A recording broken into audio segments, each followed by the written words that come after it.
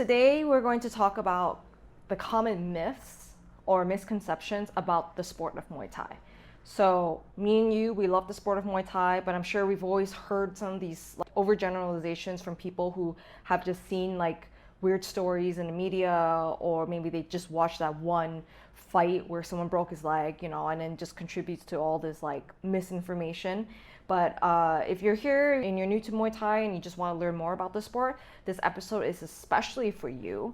And for those of you who have been training for Muay Thai for a while, maybe you can learn a few things as well. Myth number one, Muay Thai is only about fighting and violence. Yes, Muay Thai is a combat sport, but it's also an art form. And anyone who's trained it for even just a few times understands that it's an art form and it's not just about dishing out hurt. With fighting, the way that it came to be about was just a way to make money. So people view it as their jobs for the most part. And they're not there to necessarily, make someone's day really bad.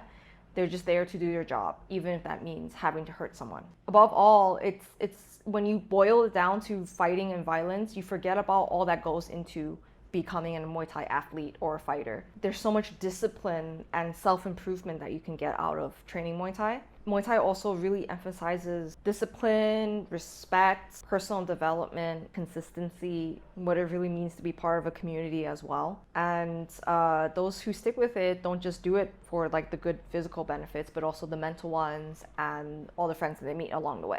Myth number two, Muay Thai is only for the young or fit. Muay Thai can be practiced by literally anyone. It's always scalable and modifiable, meaning if you're not in the best shape, you can still do it. And it would just look like you doing the best you can. And trainers will always modify the classes for you if you're having a really difficult time. And that's also why they section the classes into beginner, intermediate, advanced, fighter classes, and so on and so forth.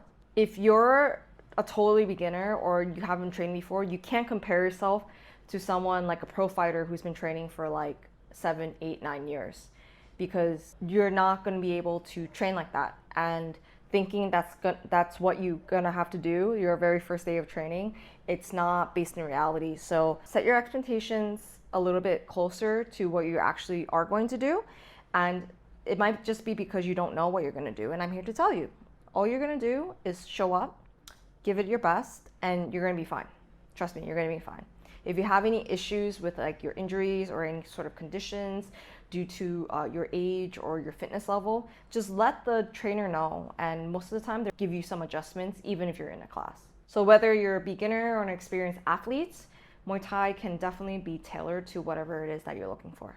Myth number 3, Muay Thai is dangerous and leads to a lot of injuries. Like any other combat sport or activity, there's always risks associated with it. I mean, there's risks associated every time you leave your house and go to work or go to school. Something could happen. And it's the same thing with Muay Thai. The good thing about Muay Thai is that it's in a controlled environment. And if you have a good coach, a good team, they're going to do their best to minimize injuries to everyone, because everyone is just there to learn. They're not there to break each other's legs or tear each other's ACLs. Emphasis on proper technique, timing, use of technical sparring, knowing when to hard spar. You can really, really minimize those risks. Myth number 4, Muay Thai is only for men.